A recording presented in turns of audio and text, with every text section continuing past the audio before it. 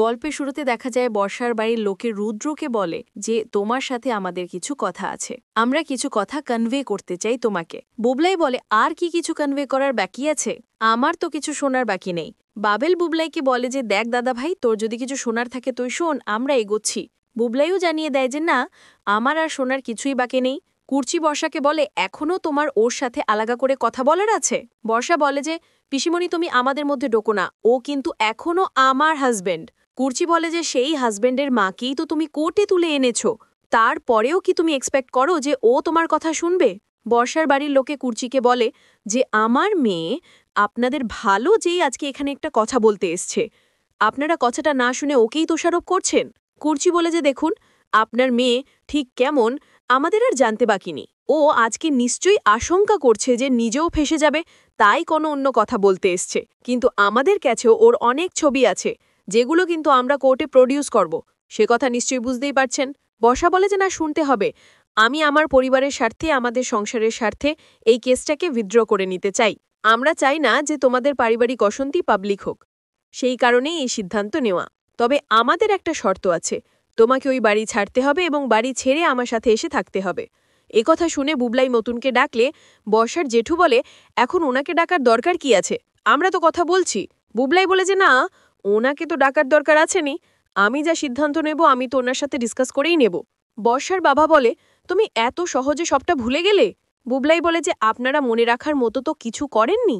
এরপরে সেখানে নতুন এলে বুবলাই বর্ষার অফারটা নতুনকে জানায়। নতুন বলে যে তুমি তুমি ওর হাজবেন্ড, তোমার যদি মনে হয় তুমি করো, ফেরত চলে যাও, কিন্তু আমার মনে হয় না যে কেস উইথড্র করার কোনো প্রয়োজন আছে। বর্ষার বাবা বলে যে ভালো করে ভেবে দেখো, সংসারের কথা ভেবে দেখো, কিছু লোক তোমাকে বোঝালো আর তুমি সেই কথাতেই নাচছ। বুবলাই বলে যে কিছু মনে করবেন না, এতদিন শুধু আপনার মেয়েই আমাকে বোঝাতো, আমার বাড়ির লোকজন কোনো বোঝাতে আমাকে আসেনি। বুবলাই বলে ও এখন আমায় ঠিক কী বোঝাতে চাইছে আমি খুব ভালোই বুঝতে পারছি, কিন্তু ওর বোঝানোতে আর কোনো লাভ নেই, কোনো কাজ হবে না। বর্ষার জেঠু বলে দেখো, এটা যা কেস, এটা কিন্তু অনেক দিন চলবে, আমরা কিন্তু কেউ চাইছি না যে তোমার মা জেলে যাক, তাই বোঝাপড়াটা করতে চাইছি। বুবলাই বলে যে না, বোঝাপড়ার কোনো প্রয়োজন নেই, কোর্টের নিয়মে চলবে, আমরা চাই কোর্টে কেসটা উঠুক আর আমার মা লড়াই করে জিতুক। কেস যদি ঘুরে যায়, আপনার মেয়ের মিথ্যাটা যদি প্রমাণ হয়ে যায়, তাহলে কিন্তু অন্য ঘটনাও ঘটতে পারে, আপনার মেয়েকে জেল খাটতে হতে পারে, তাহলে অন্যকে জেল খাটতে হবে, তখন আমরা কিন্তু ছাড়ব না। এরই মধ্যে কৃষাণ মিঠিকে জিজ্ঞেস করে যে এই মহিলা কি তোমার বৌদি? তখন মিঠি একটু ঝেঁচিয়ে উত্তর দেয়, বলে এটা জেনে আপনার কি লাভ? কৃষাণ বলে তুমি কি ভালো করে কথা বলতে পারো না? মিঠি বলে যে মানুষ নিজে ভালো করে কথা বলতে পারে, শুধুমাত্র তার সাথেই ভালো করে কথা বলা যায়। এবং এই কথার মাঝে বুবলাই নতুনকে নিয়ে সেখানে আসে। বাবেল নতুনকে জিজ্ঞেস করে যে ওরা যদি কেসটা উইথড্র করে নিতে চায় তাহলে করেই নিক না, তাহলে তো আর কোর্টরুম অবধি জিনিসটা এগোয় না। তখন নতুন বলে যে না, আমি নিজে থেকে কেসটা উইথড্র করতে বলবো না ওদের, ওরা যদি করে করুক। কুর্চি বলে যে না, এর কোনো প্রয়োজন নেই, অয়নদীপ চলে এসছে, কোর্ট অবধি যখন পৌঁছে গেছি তাহলে একেবারে ময়দানেই লড়াইটা হোক, আর আমাদের তো কোনো ভয় নেই, বৌদিভাই তো কিচ্ছু করেনি, দেখবে ওরা গু হারান হারবে।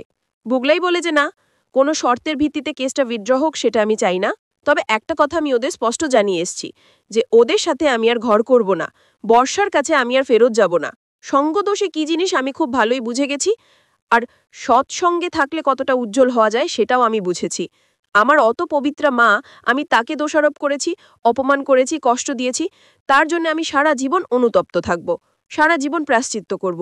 নতুন বলে যে দেখ, আমার তো কিছু না, শুধু তোর মা কষ্ট পেত বলেই আমার এত কষ্ট ছিল, যাকগে, বেটার লেট দ্যান নেভার, তুই যে রিয়েলাইজ করেছিস এটাই অনেক। কৃষাণু বলে যে স্যার, আমি আপনার পাশে আছি, আমার কনসার্ন কিন্তু শুধু আন্টি নয়, আমার কনসার্ন আপনিও, কারণ আমি জানি আপনি কেমন মানুষ, আপনি আমার জীবনের আইডল, তাই আমি সব সময় আপনার পাশে আছি।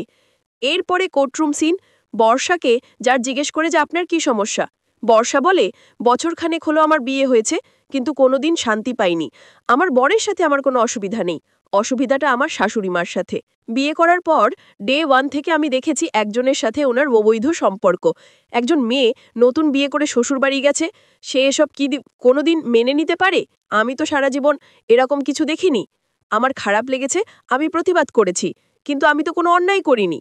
বিয়ের আগে শুনেছিলাম যে আবার শ্বশুরমশাই নাকি 20 বছর আগেই গত হয়েছেন, এবং এসে দেখছি সেই শ্বশুরমশাইয়ের বন্ধুর সাথেই আমার শাশুড়িমার একটি অবৈধ সম্পর্ক চলছে। পরে জানা যায় যে আমার শ্বশুরমশাই কিছুই হয়নি, এই সম্পর্কের আঁচ পেয়ে সে দুঃখে এখান থেকে চলে গিয়েছিলেন। তারপরে একসময় আমার শ্বশুরমশাই যখন বাড়ি ফেরেন, আমরা সবাই শাশুড়িমাকে বোঝানোর চেষ্টা করি যাতে ওনার সাথে ঘর সংসার করেন। সেতু টিটু পড়েন, কিন্তু উনি তাতে রাজি হননি। উনি পরিষ্কার করে বলে দিয়েছিলেন যে যেহেতু এতগুলো বছর কেটে গেছে, এই বিয়েটা আর ওনার কাছে ভ্যালিড নয়। একদিনও থাকেননি উনি আমার শ্বশুরমশাইয়ের সাথে। এসব নিয়ে আমার হাজবেন্ডের মনে খুব কষ্ট ছিল। উনি যেদিন নতুন করে বিয়ে করেন, সেদিন আমার হাজবেন্ড অন্য স্টেপ নেয়, এবং তারপর আমি আমার হাজবেন্ডকে নিয়ে ওই বাড়ি থেকে আলাদা হয়ে যাই। সেখানে যায় আমার শাশুড়িমার বর্তমান স্বামী, আমাদেরকে ভুলিয়ে ভালিয়ে নিয়ে আসার জন্য। আমি ভেবেছিলাম যে ঠিক আছে, চলে যাই, সবাই ভালোভাবে একসাথে থাকব, কিন্তু আমি তো ওনার আসল উদ্দেশ্যটা বুঝতে পারিনি। তারপরে নতুনের নামে মিথ্যা অ্যালিগেশনস এনে বর্ষা তারপরে আরও বলে যে আমি কেসটা কন্টিনিউ করতে চাইনি। আমি চাইনি যে এটা নিয়ে বাইরে কথা হোক, জলাঘোলা হোক, আমি চাইনি। আমি অভিযোগ করেছিলাম বলে ওই মহিলা আমার উপর অনেক অত্যাচার করেছে, এবং সেটা ফিজিক্যালি, তার মাপটা অনেক বেশি। তাই এত বড় অন্যায় হয়েছে, এর পরেও আমি কিছু বলবো না, সবকিছু সহ্য করব? একজন মহিলা হয়ে আরেকজন মহিলার ওপর এরকম ট্রিটমেন্ট?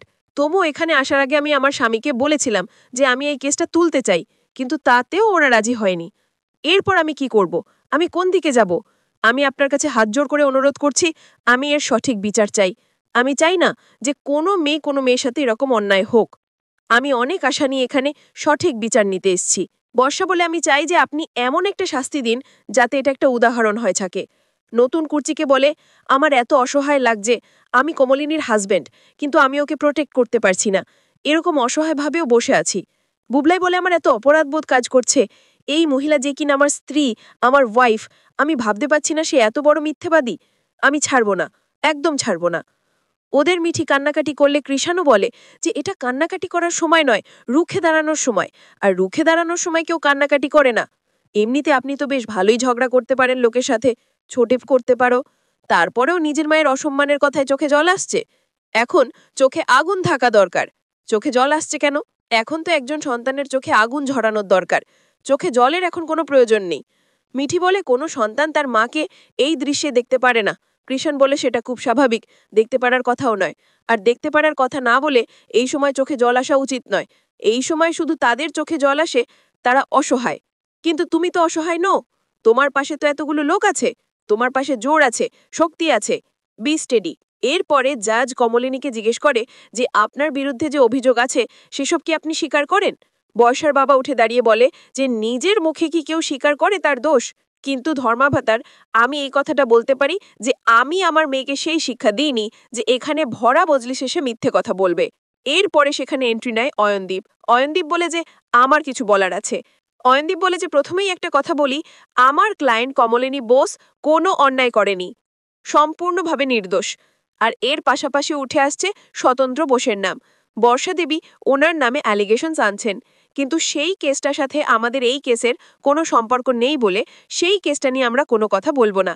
স্বতন্ত্র বোস আর বর্ষা দেবীর মধ্যে কি হয়েছে সেটা আমরা জানিনি, আর এটা আমাদের কেসও নয়, তাই এই নিয়ে আমরা কোনো কথা বলছি না। আজকের বিচার করার জায়গা হলেও বর্ষা দেবী যে অ্যাকিউজেশনগুলো তার শাশুড়ির নামে এনেছেন সেগুলো আদৌ সত্যি কিনা। এই বিষয়ে বিস্তৃত আলোচনা করার আগে আমি বর্ষা দেবীর অতীত সম্বন্ধে আপনাকে কিছু কথা জানাতে চাই, যাতে করে আপনার বিষয়টা বুঝতে সুবিধা হয়। বর্ষা দেবীর সঙ্গে এই বছরখানেক আগে রুদ্রবাবু মানে কমলিনী দেবীর প্রথম সন্তানের বিয়ে হয়। আমরা একটুখানি বর্ষা দেবীর ইতিহাস নিয়ে আলোচনা করি, কারণ ক্লায়েন্টের অতীত নিয়ে নাড়াখাটা না করলে সম্পূর্ণ সত্যিটা বোঝা যাবে না। হ্যাঁ, আপনি কিন্তু মনে করবেন না আমার ক্লায়েন্ট বলে আমি কমলিনী বোসের ইতিহাস নিয়ে চর্চা করব না, সেটাও করব, কিন্তু সেটা একটু পরে। সমস্ত অতীত তো গৌরবময় হয় না, কিছু অগৌরবেরও অতীত থাকে, যেমন আমাদের বর্ষা দেবীর অতীত। আমরা ঠিক দেখে নেব যে বিয়ের আগে বর্ষা দেবী কেমন ছিলেন। বিবাহের আগে অনেকেরই অন্যরকম সম্পর্ক থাকে, কিন্তু বর্ষা দেবী এমন একটি সম্পর্কে জড়িয়েছিলেন। বিয়ের আগে সেই সম্পর্কটা ঠিক কীরকম সেটা দেখানোর জন্য আমি আপনাকে কিছু ডকুমেন্টস, কিছু ছবি দিচ্ছি। এগুলো দেখলেই আপনি বুঝতে পারবেন বর্ষা দেবীর অতীতটা কি ভয়ঙ্কর উশৃঙ্খল ছিল। তারপর একটা ভালো ছেলে পেয়ে, রুদ্রবাবুকে পেয়ে, কোটানকোট একটি ভালো চাকরি আছে, পারিবারিক ব্যাকগ্রাউন্ড আছে, এই বর্ষা দেবী সম্পূর্ণ ভুঁড়িপা পাল্টে দেয়। উনি বিয়ের পরে একজন লক্ষ্মী বউ হয়ে ওনার স্বামীর মনোরঞ্জন করা শুরু করেন এবং তারপরেই অবজেক্ট করে বর্ষার উকিল বলে যে এখানে এই প্রসঙ্গগুলো টানার কি মানে আছে। অয়নদীপ বলে, আচ্ছা আপনি যখন কথা বলছিলেন তখন আমি কথা বলিনি, তাহলে এখন আপনি কথা বলছেন কেন? আমাকে আমার কথা বলতে দিন না, আপনি বসুন। জাজ বলে, আপনি বলুন কি বলতে চান। যদিও এই ডকুমেন্ট দেখে প্রমাণিত হয় না যে বর্ষা যে অ্যালিগেশনসগুলো নিয়েছে সেগুলো মিথ্যে। এবং আজকের এপিসোড এভাবেই শেষ হয়। এপিসোড তোমাদের কেমন লাগলো কমেন্টে জানাতে ভুলো না কিন্তু। দেখা হচ্ছে পরের ভিডিওতে। Tata, subscribe.